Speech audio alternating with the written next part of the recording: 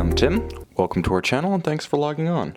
Today we're discussing the Audemars Piguet Jules Audemars Perpetual Calendar 30th Anniversary, reference 26000PT.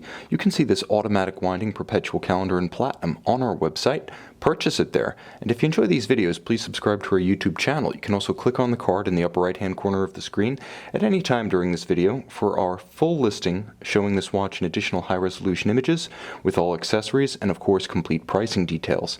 Now on my wrist, 6 1/3 inches, 16 centimeters in circumference, this watch is a deliberate tribute to the 1978 Audemars Piguet Perpetual Calendar Automatic. Now that was the reference 25548, considerably smaller than this watch's 41 millimeter round case span. So that's 41 millimeters from 9 o'clock to 3 o'clock, not including the crown. In terms of thickness, this isn't ultra thin considering the modular automatic winding perpetual calendar.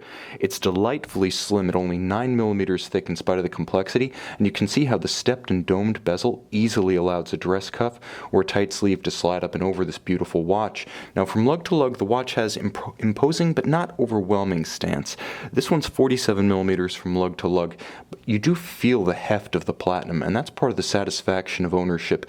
It feels like a substantial watch in spite of its svelte proportions. Now the strap on this one is superb. It's a dark navy blue with a monotone stitch, rectangular scale alligator leather. It does have semi-conforming spring bars so that they do trace the curve of the case flank. They do close the gap, creating a more integrated look than you'd otherwise get. But because they're not pinned against the case flank, there is a little bit of daylight. You can pull this strap straight down around the tighter curve of a smaller wrist. Moreover, the watch is matched with a wonderfully substantial single fold deployant clasp, also in platinum. This one opens up showing the high polished AP logo inside and out. It's a nice counterweight on the bottom of the strap so that the watch doesn't have a tendency to want to hula hoop or capsize on the wrist. The heavy watch head in platinum is nicely counterweighted. Now the dial is spectacular.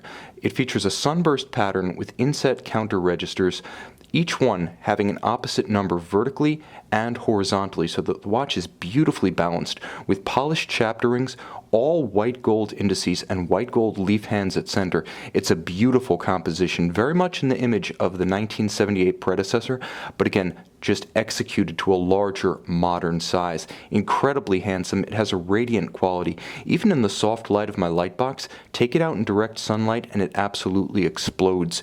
You have your moon phase, needing correction only once every 122 years. What you actually see is a deposit on top of a sapphire disc. That's how AP makes its moon phase. And of course you have the day, date, month, and leap year cycle information. And this is important because in the 1950s, Audemars Piguet was the first manufacturer to place a leap year cycle indicator on a perpetual calendar. So while this is universal today, it is a distinctive part of AP's engineering heritage. Now when you turn the watch over, it's just as spectacular. This 1 of 90 limited edition, individually numbered, features AP's famous 2120/4 movement, actually based on a JLC Bosch, an ultra-thin caliber designed exclusively for AP, Vacheron, and Patek Philippe in 1968. Now here it's doing business as the 2120/4 with a 2802 perpetual calendar module built by Audemars Piguet. It should also be noted that although this is a design that was inherited from JLC and expressly commissioned, it is built in-house entirely by Audemars Piguet, which owns the machinery to build it. You'll note the winding rotor is both hand skeletonized and engraved, and you can see the Audemars Piguet A and P skeletonized into the rotor itself amid the engraved portions.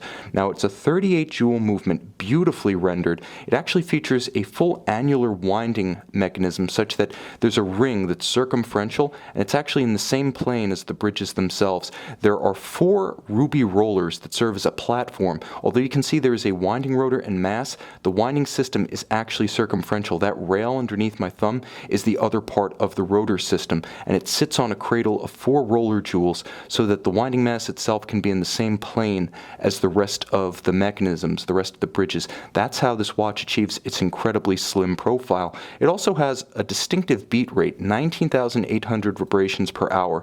It's a charming intermediate rate, and it's paired with a Gyromax style free-sprung balance for superior resistance to shock-induced timing variation. This is a watch that's equal measures technologically sophisticated and aesthetically outstanding.